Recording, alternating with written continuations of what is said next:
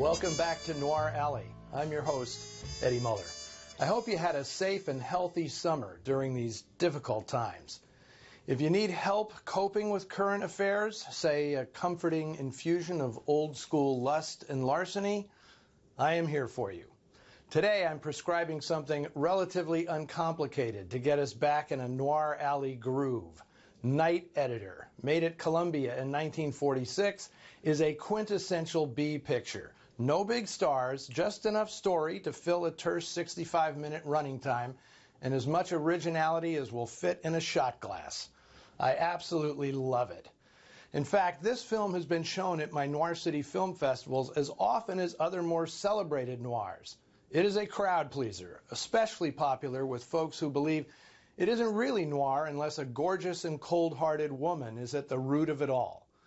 Night Editor features perhaps the most feral femme fatale in noir. Janice Carter as sexy society dame Jill Merrill pushes the boundaries of on-screen bad girls about as far as they could be pushed in the 1940s. There's a scene in today's film that is shocking even now for how it conflates violence with sexual arousal, and Janice Carter was not afraid to play it hot. It's a prime example of how B movies could sneak illicit notions past the production code more easily than higher profile films. As written, the pivotal scene didn't attract attention from the censors, but the way director Henry Levin shot it and the way Janice Carter played it, even in 1946, no one could possibly miss the perversion. Now, I specifically requested we not show a clip, but trust me, you'll know which scene I'm talking about. Night Editor was intended to be the first installment of a series modeled along the lines of Columbia's popular Whistler films, which starred Richard Dix in various tales of mystery and intrigue. And if you think with a title like Night Editor it's going to be a newspaper noir, well, guess again.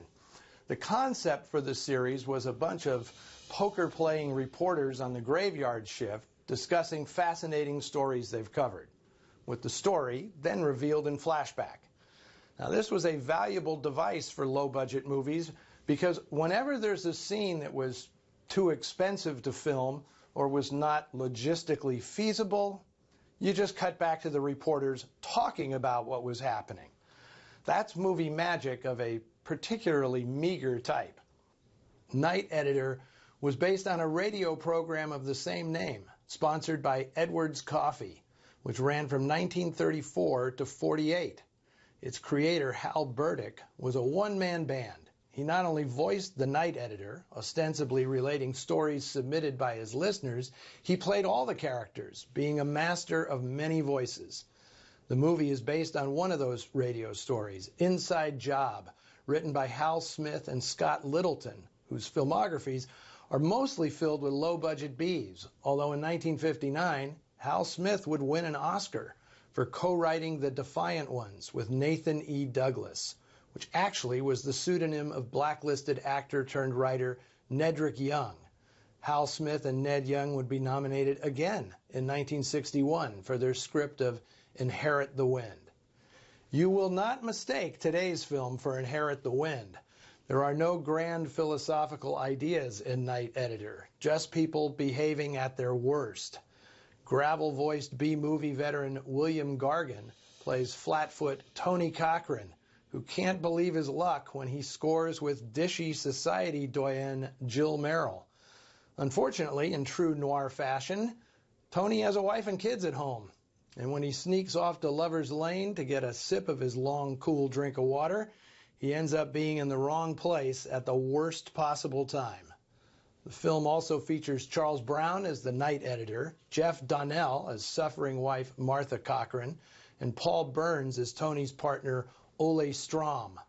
That's unnecessary info, really, because all you're going to remember is Janice Carter in one of the most viperous vixen roles in the annals of noir.